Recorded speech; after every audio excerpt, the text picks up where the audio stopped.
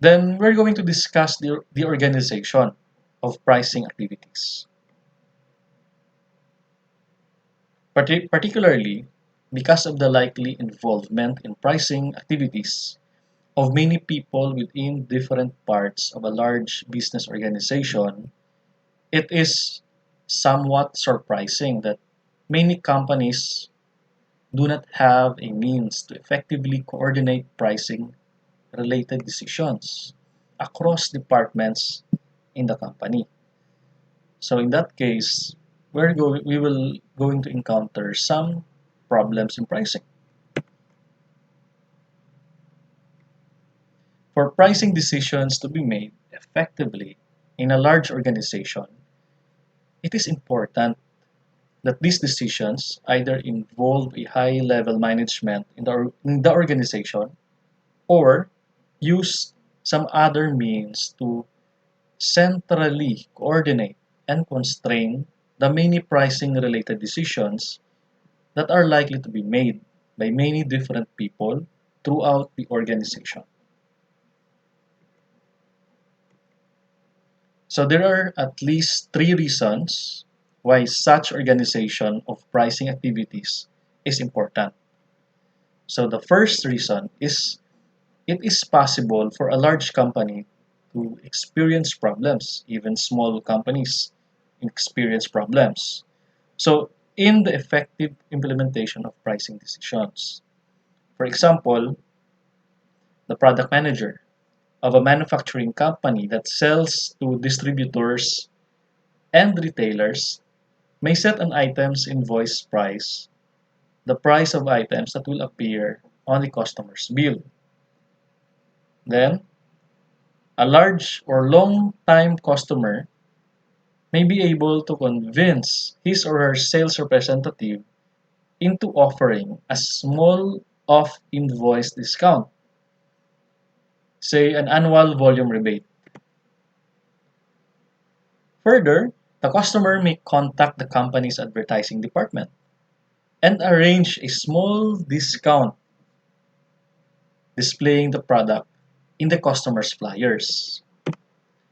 And the account receivable department may be convinced to give this good customer more favorable payment terms. The transportation department might give the customer a break on shipping costs, and the account service department could allow this customer a more generous return policy. So, employees in each part of the company might be assuming that it makes sense to give a break to such a good customer. However, together, all of these actions may substantially reduce the item's packet price, the amount that's actually left in the company's pocket after the transaction. Without central pricing coordination, such revenue, or what we call revenue leak, could be as high as 20% of invoice prices.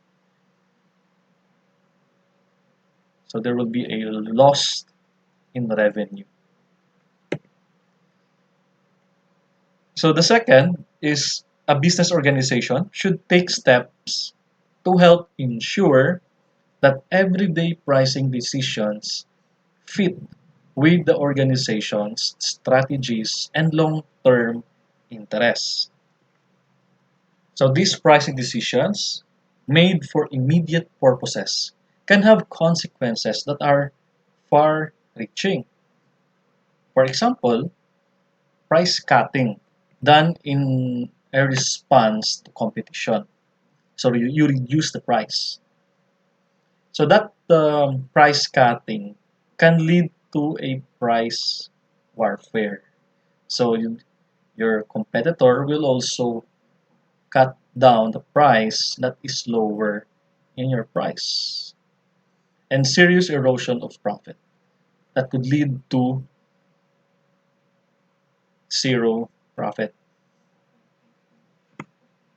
So on the other hand, small price increase or increases, if they continue to occur, could eventually have the effect of leading the customers to find alternative alternative types of products or service they need.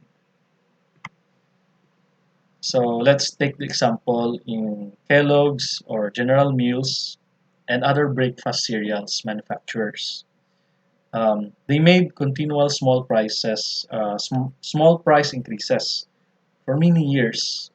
So until and eventually, the sales in the entire cold cereal category began to decline as more consumers switched to bagels, muffins, and other breakfast alternatives.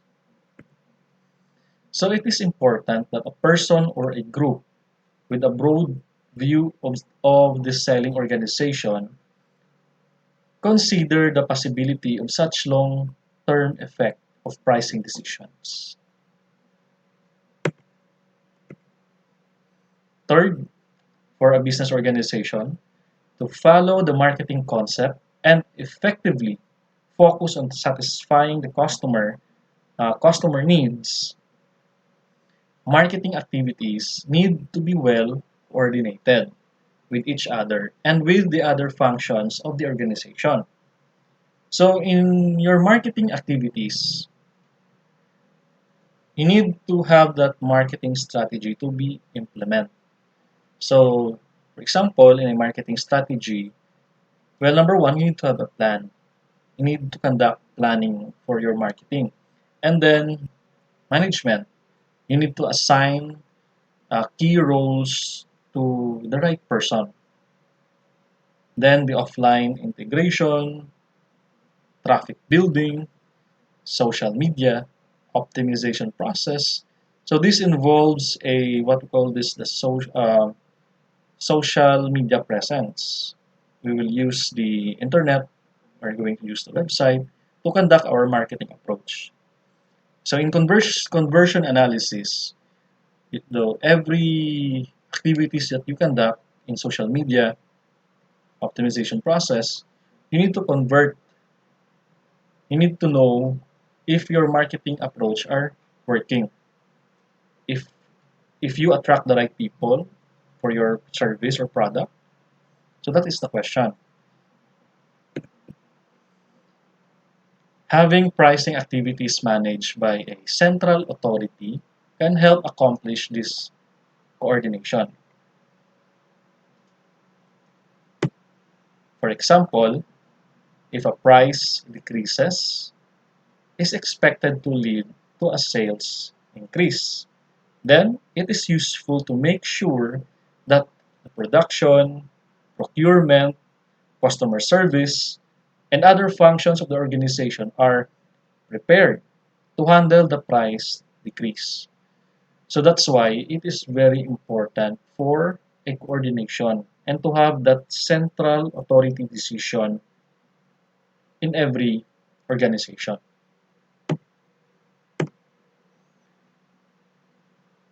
If new cost economies are achieved by some aspects of the company's operation, the rapid knowledge of this could contribute to more efficient pricing decisions. So let me discuss the economies of scale.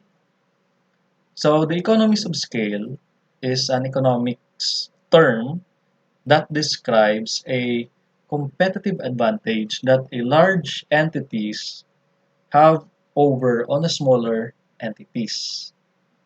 So manufacturing costs can fall up to 70 to 90% every time the business doubles its output. So the internal advantage is the sheer size of the company, allowing bulk purchases. And also the external, receiving preferential treatment, for example, from the government or other external resources, because you can offer a larger volume at a lower price. So large shipping companies can use ships that carry as many goods as 16 freights per train, as for our example. In addition, New possibilities such as lowering the cost by purchase. In addition, new possibilities such as lowering the cost by purchasing a component in an Asia country could be more effectively evaluated with the combined input of marketing research and centrally coordinated pricing decision makers. So it is hoped that the previous discussion helps make clear that pricing is a relevant topic to study even if you do not expect to be directly involved in the pricing activities of an organization. Pricing is so crucial to a business organization that it affects and is affected by virtually every functions of the organization. For example, if you are interested in advertising, keep in mind that the pricing of the product affect how it should be promoted. A product's pricing influences what is said about the product and to whom. What is effectively communicated about the product can strongly affect the price that can be charged. In addition, price setting is relevant to our personal lives. Even if we do not sell things at garage, sales, or on eBay, we are almost all marketers of our professional services. Our compensation, our salary, our bonuses and benefits constitutes the price we charge employers for our services. As managers of what is most likely, over the course of our careers, a multi-million peso product, it makes a good sense for us to be familiar with the principles of effective pricing.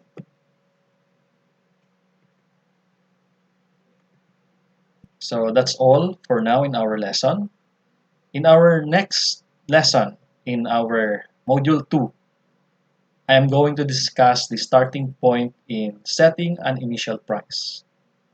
So thank you very much, and I hope that you are doing well and stay safe to all.